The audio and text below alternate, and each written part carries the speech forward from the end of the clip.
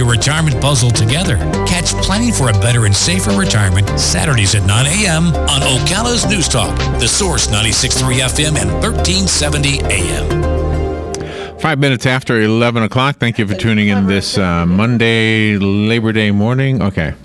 We've been talking about jobs. We've been talking about everything under the sun. And we have a little bit of pop culture right now from the past, but still pop culture.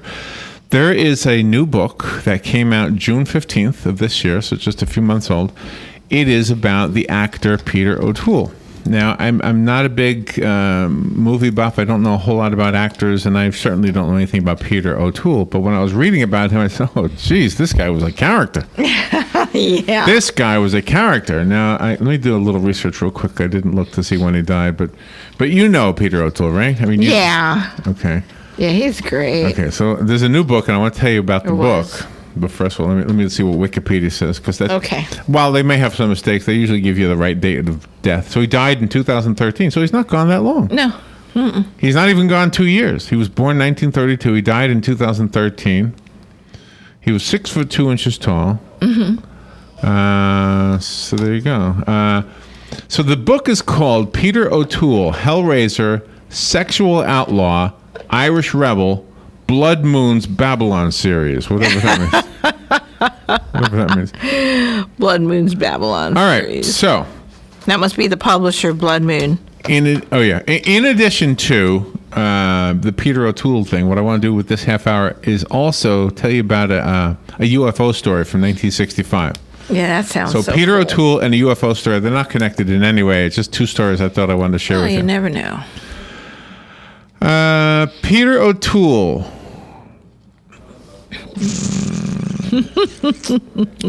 His womanizing was as notorious as his boozing, but this new biography called Peter O'Toole, Hellraiser, Sexual Outlaw, etc., reveals we didn't know the half of it. Well, you got to have some secrets in relationships, you know. Especially if you're in that public eye. The book tells of the time he got so drunk that he tried to pay for sex in a nunnery. Well, maybe the habits turned him on. You never know. Oh, yeah. What was he doing drunk in a nunnery? You have to read the book, I guess. But anyway, listen to this one. He had a friendship with Katharine Hepburn. Okay. Did you know that? No. The start of their friendship was inauspicious, to say the least. Mm-hmm. O'Toole was relieving himself in a sink of his theater dressing room when he heard an unmistakable voice at the door saying, "Hello, my name is Katharine Hepburn." Wow. Swiftly zipping himself up, Peter O'Toole invited the Hollywood icon inside his room. That was 1958. Katharine Hepburn happened to be in London working on a film, and she had heard that Peter O'Toole was a talent to watch. Nothing came of their first meeting, but 9 years later, 9 years later, when he was offered the role of Henry II in The Lion in Winter, he persuaded the producers to ask the much older Kate Hepburn to play his wife. Yeah, she was great in that movie. They both were. So, he did.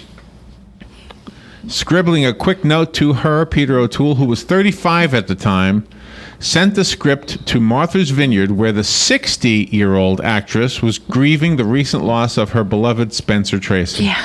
So she was 60, he was 35, Spencer Tracy just died.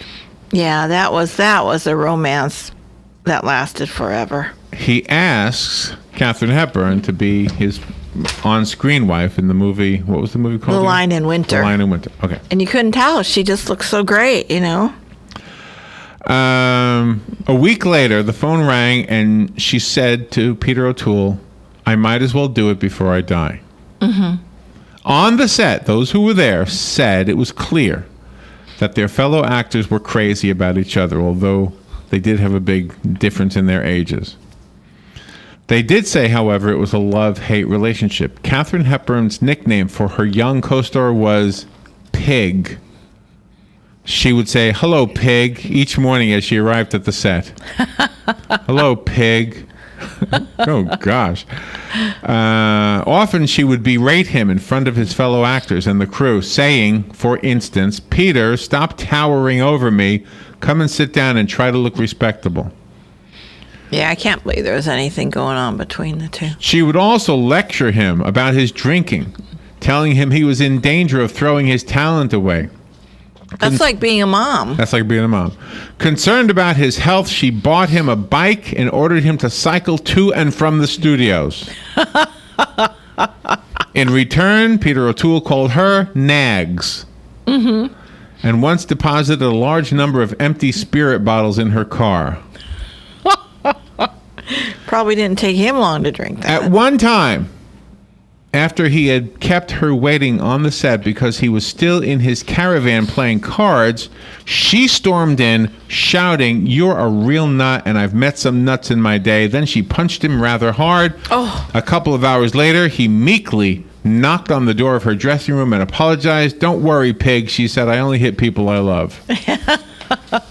Yeah, she's an icon, and you don't, she'll put you in your place. She was wonderful. Is she still alive or she's gone? I'm not sure.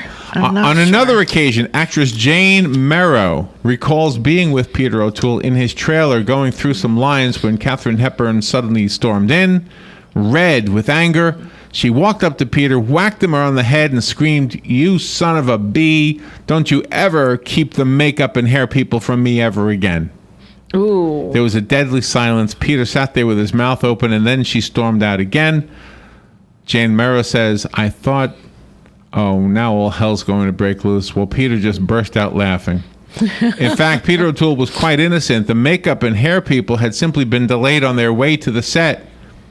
So, would Katharine Hepburn apologize? The crew held their breath. As for Peter O'Toole, he got the first aid man to fix him up with a sling, a crutch, and a bandage around his head, and went back onto the set. And then Hepburn, taking one look at him in that, burst out with laughter.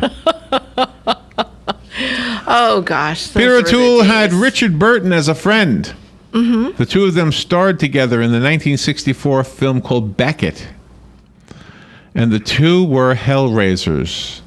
I believe They seemed unusually subdued one time, quietly sipping tea and doing crosswords between takes. When Elizabeth Taylor showed up, Elizabeth Taylor replaced a naked actress under a blanket on the set of the 1964 film Beckett. After 10 days, Burton turned to his co-star and said in his best Irish accent, "Peter, my boy, I think we deserve a little snifter." They drank solidly for 2 nights and a day. After that, they sometimes turned up intoxicated on the set. Oh, yeah, that was them. In the scene where King Henry, played by O'Toole, places a ring on the finger of Thomas Beckett, played by Richard Burton, O'Toole could barely focus. It was rather like trying to thread a needle wearing boxing gloves, Burton recalls. Both men both luscious. Both men indulged in wild lunches lasting hours in which they drank and lobbed Shakespeare soliloquies at each other. One morning, Peter O'Toole arrived in Burton's dressing room with an open bottle of whiskey, drained it in 10 swigs, and fell back on his back.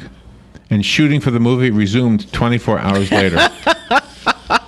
Now, see, you can only do that if you are a megastar and everybody loves you. Another time he replaced a nude actress under a blanket. Okay, I guess the other part was a headline. Another time he replaced a nude actress under a blanket with Elizabeth Taylor, who was visiting on the set that day. Just before the cameras rolled, when O'Toole pulled back the sheet to reveal Elizabeth, Burton didn't find it quite as amusing as the rest of the crew. But not, because they were together then. She also joined them 8 years later in the filming of Under Milk Wood, in which all three had parts. Unfortunately, Elizabeth was suffering from back problems.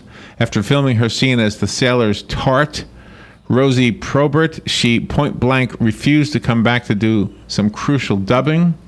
O'Toole popped his head around the door of the director, Andrew Sinclair, to tell him, "You've lost your film, Andrew. Liz isn't appearing after lunch." Then he added, "But for what I'm about to do for you, I deserve the Victoria Cross and a bloody bar."